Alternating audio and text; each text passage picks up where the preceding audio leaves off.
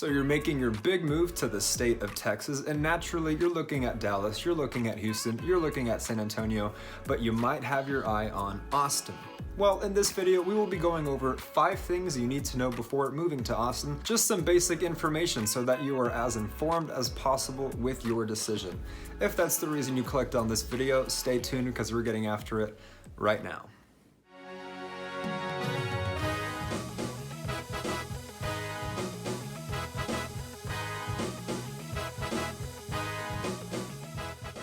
Hello again, everybody. If this is your first time to the channel, welcome. My name is Frank and I'm part of a team at the award-winning J.B. Goodwin Brokerage located right here in the explosive Austin, Texas. Each and every week we put out tons of new content all in regards to living in Austin, Texas, whether it be the pros and cons, vlog tours of areas and suburbs, comparisons of certain cities and states, and so much more. So if you haven't already, consider subscribing to this channel and ringing the little bell so that you're notified each and every time we put out a new video. In addition, we get reach outs all the time from people just like you who are in need of our help when relocating to this great city of Austin, Texas. We love learning about your lifestyle and placing you in that perfect spot, making your move as smooth as possible.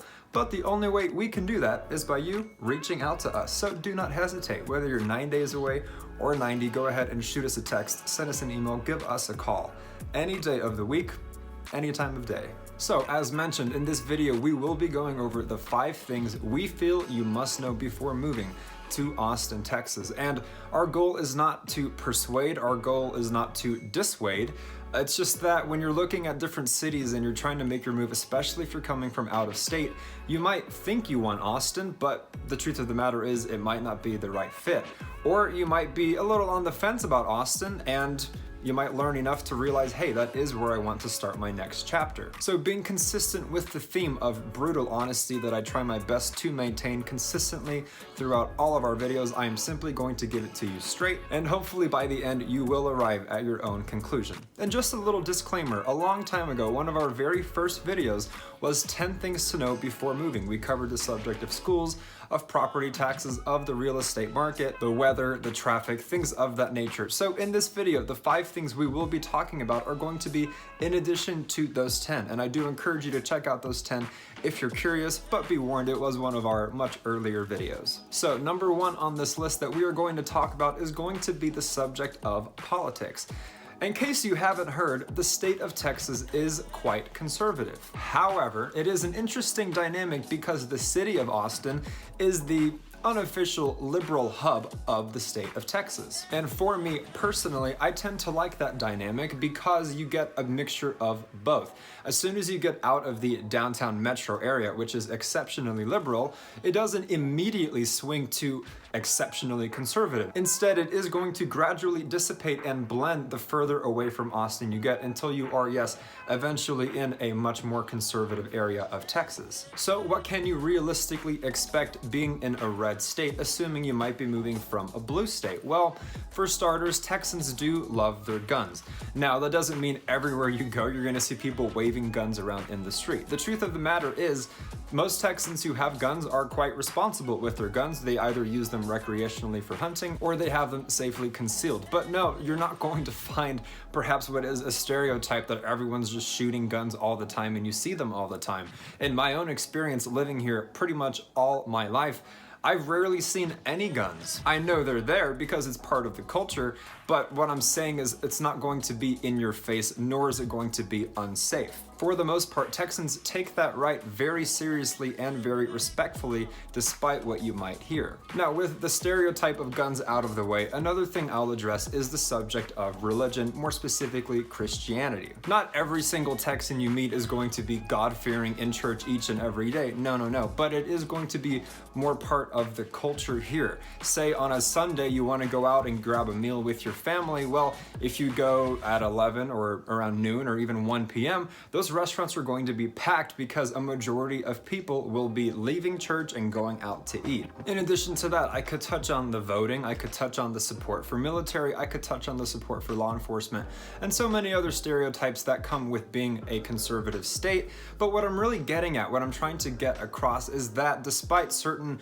reputations, at the end of the day, Texans will tend to be more just warm people, traditional people, kind people, loving people. But when it comes to politics and when it comes to their rights, they really just want to be left alone. They don't want anyone to come and change them, which is why you hear a lot of outcries or uproars whenever so many people are relocating here, primarily from blue states. Now, on the flip side, let's talk about the liberalism here in Austin, Texas, because if you are coming from, say, a red state, you might naturally be worried, well, if I'm coming to Austin, it might be too liberal for me. And the truth is, that might be true. However, it's really going to be, as I mentioned, in the heart of downtown. Once upon a time, Austin was just a small college town, the University of Texas at Austin, and over the past several decades, it grew in popularity quicker than the city's infrastructure could keep up with. So it was never like a Dallas or a Houston that grew accordingly with its population. So what I'm getting at is Austin, because of its roots, has really maintained that artistic liberal spirit. Now, are they going to shove it down your throat? In my experience, no, because the fact of the matter is this still is Texas. So even when you have a liberal in Texas, there's going to be a certain Southern Texas element within it. Now, to circle back, I mentioned all of that to really arrive at my ultimate point, which is that, as mentioned, when you are not in the boonies of Texas and you're not in the downtown heart of Austin, so you're a little bit in the outskirts, in the suburbs of the nearby neighborhoods and towns, it's going to be quite a refreshing blend. You could be walking down the street, say in Round Rock come election time, and on any neighborhood street you'll see a red sign and a blue sign and a red sign and a blue sign, and because this is Texas, most of the time they're going to get along with each other. So at the end of the day, you could actually describe the greater Austin area as purple. Not too red, not too blue, but the mix of them both, because you'll have people who have been here for decades, and you'll have the influx of people who move here from Oregon, from California, from New York City. So now let us naturally segue to the next subject on this list that we feel you must know before moving to Austin, Texas, and that would be the subject of COVID.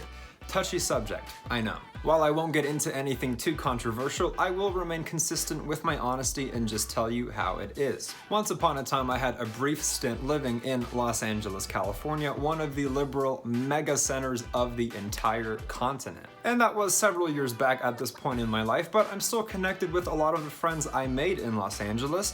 And the reason I bring this up is because I'll see what they're up to these days on social media and things of that nature.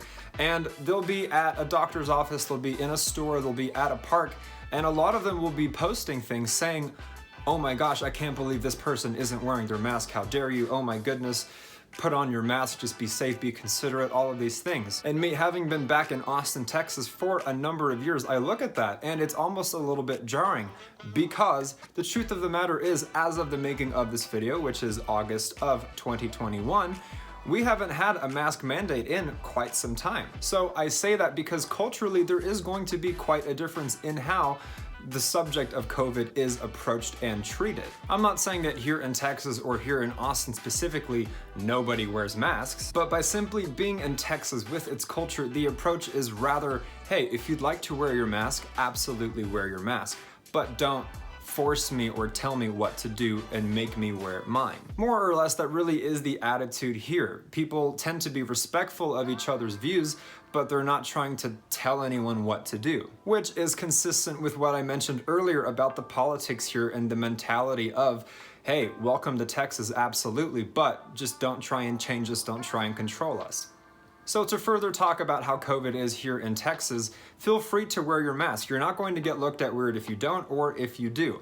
Most of the places that you're going to go shopping at, you're going to see signs that say, we as a company strongly encourage you to wear your masks. You're going to see hand sanitizer everywhere. People are constantly spraying and wiping down various objects. But no, for the most part, the last time anyone was really required to mask up was around the month of June. So I'm not saying whether this approach is right or whether this approach is wrong. I'm just telling you how it is. And depending on who you are and which walk of life you're coming from, this might sound like a horror story to you, or it might sound like freedom to you, depending on where you sit on the subject. Now, before moving on to the rest of the things we feel you must know before relocating to Austin, Texas, go ahead and drop a comment down below. What do you agree with? What do you disagree with? How are things where you are living? What are you perhaps afraid of or excited about? Drop them all down below, in addition to any questions you may have.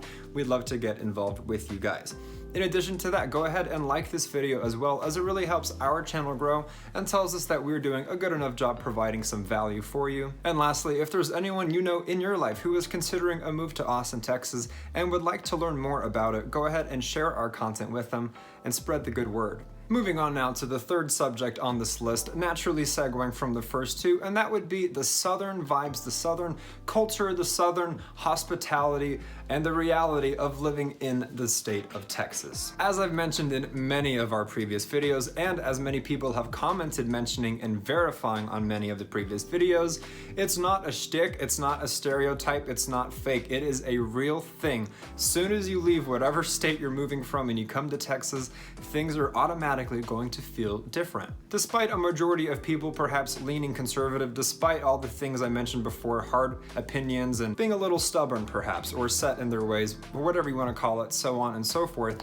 the truth of the matter is people here, as I've mentioned, really are warm, gracious, and welcoming. For example, you might be walking your dog and strangers are going to either wave at you or come up to you, strike up conversation with you, invite you to their barbecue, invite you to their pool party, invite you to their garage party, bring you a beer. Customer service in restaurants is going to be more friendly than usual. And say if you're driving on the freeway and you see a big truck and you think it's menacing, you think it's malicious, that big truck might slow down and signal you and wait for you to get in. They won't cut you off. Not to say you don't have your jerk drivers wherever you're gonna move to, but the culture here is just so much more kind. It's easy to make friends. It's easy to have support. Whenever things go bad, like recently, the most bizarre Texas snowstorm we had in the beginning of 2021, on Facebook, on social media, or even in your nearby neighborhoods, Texans were offering water, Texans were offering toilet paper, Texans were sheltering people. You know, it's this unspoken rule and this unspoken warmth that we don't necessarily broadcast or advertise. It's just ingrained in the culture here, and it's very real. Now, on that note, it might not be for you, because a lot of people who might move here from California, or people who might move here from New York or one of these coastal cities perhaps, might be thrown by it. They might be uncomfortable. In the past, I've had neighbors who were coming from New York City specifically, and they were, in my eyes, the most unfriendly, cold people. But then I realized, well, they're not mean, they're not rude, they're not bad. That's just what they're used to. A lot of Texans don't realize that in other parts of the country, it's normal to keep to yourself. It's normal to mind your own business, to be perhaps more me, myself, and I. So if that is you, I'm not saying there's anything wrong with that. You just might be a little bit uncomfortable, at least until you get more settled in. For most of you, however, it is going to be a warm breath of fresh air.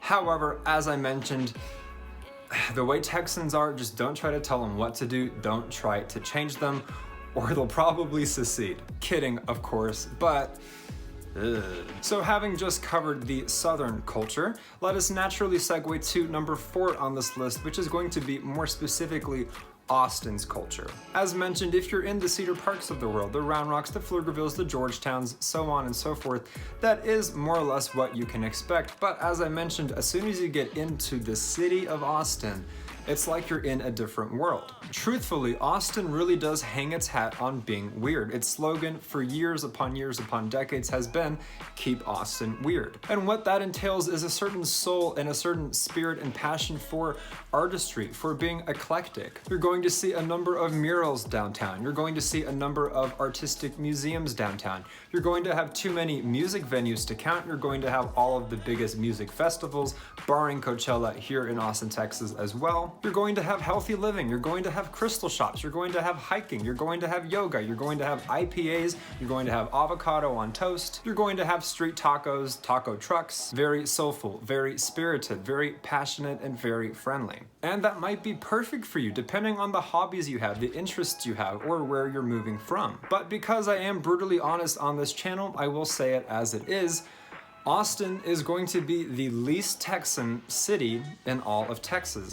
Oftentimes, Austin is actually referred to as the California of Texas. Now, depending on who you are, that could be a great thing, or that could be a not so great thing. A little heads up about Austin is because it is such a relocation hotspot, one of the top hotspots in the nation in the most recent years, because you've got Apple here, you've got Dell here, you've got Tesla here, you've got Facebook here, you've got Google here, so on and so forth. But a lot of the people who now live in Austin are not originally from Austin. So a little heads up, the truth of the matter is it might be 10% of Los Angeles, and what I mean by that is it might be a little bit pretentious for you. It might be a little bit inauthentic, which is why, in spite of so many people flocking here all the time, a lot of them still might prefer Dallas or Houston or San Antonio for that matter, which are going to be more genuine, authentic places in Texas that don't necessarily have to try to be cool. Because as amazing as Austin is and as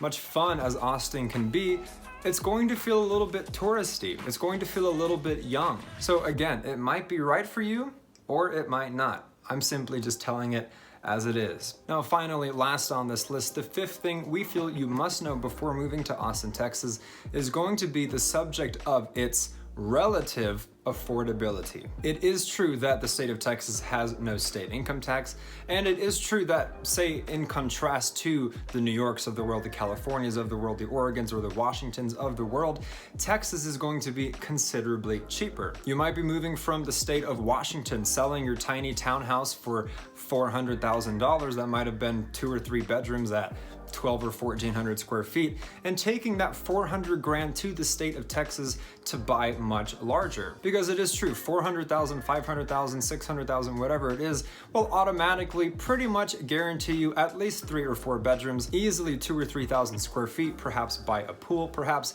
in a master plan community, perhaps near a golf course or within walking distance to the safest schools. So while all of that is true in the state of Texas, I will read you the fine print, and that is simply that Austin, when compared to Dallas, when compared to Houston, when compared to San Antonio, is actually going to be the most expensive city to live in the state of Texas. As of the making of this video, the median home price in the totality of Austin, Texas is going to be right around $600,000. For reference, in San Antonio, for example, it'll be closer to the 3s. Dallas, for example, is going to be closer to the 4s. So if affordability and bang for your buck really is the #1 reason you're coming, if it's at the top of your list, Austin might not be the best choice in Texas for you. But don't let the number 600,000 dissuade you too much, because that does weigh the downtown metro area, which is naturally in any state or city going to be the most expensive real estate. Truthfully, in the greater Austin area, the suburbs like Round Rock, Leander, Georgetown, Pflugerville, Hutto, so on and so forth, those medians are going to be closer to $400,000, $450,000, and in some of them, $500,000. So while you still get bang for your buck, especially in newer places that are being developed like Leander, Hutto, or Liberty Hill, the truth of the matter is $300,000, $400,000, or $500,000 will honestly just go further in a city like San Antonio or Dallas or Houston. Not to say you won't find what you want in Austin, Texas, but because of its popularity, because of it being such a hotspot, and because of all of the tech companies moving here, it is rapidly appreciating, and it is only going to get more and more expensive. Thankfully, the market here in Austin has cooled off. It doesn't burn you as badly when you touch it, but it is still going to be relatively competitive. So in the United States of America, is the city of Austin, Texas affordable? Is it more bang for your buck? Absolutely, but it is relative, because once you get into the state of Texas, you realize it is the most expensive option. So at the end of the day, you might dig the politics, you might not. You might dig the way we treat COVID, you might not. You might dig its affordability, you might not. You might crave that southern hospitality, or you might not. You might crave Austin's artistic spirit, or you might not. Regardless of where you've landed on any of those talking points, hopefully this video has informed you and helped you arrive at your own conclusion. And if Austin, Texas is the right place for you or you and your family to start your next chapter, that is what we're here for. We love learning about your lifestyle and placing you in that perfect spot to make your move as smooth as possible. But again, the only way we can do that is by you reaching out to us. So whether you're 9 days away or 90, do not hesitate. Go ahead and email us, shoot us a text, give us a call any day of the week, any time of day. As mentioned, we put out tons of new content each and every week, all in regards to living in this great city of Austin, Texas. So if you haven't already, consider subscribing to this channel and ringing that little bell so that you're notified each and every time we put out a new video. Once again, go ahead and comment down below with any agreements, disagreements. Tell us about where you're living, tell us about what you don't like about Austin, what you're excited about, or any questions for us to get involved with. Consider liking this video as well, as it really helps our channel grow and tells us that we've done a good enough job providing some value for you. Share it with anyone you know in your life who might be wanting to learn more about Austin, Texas. And until the next one, you guys, I am your host. My name is Frank. This is Living in Austin, Texas, and we will absolutely catch you later.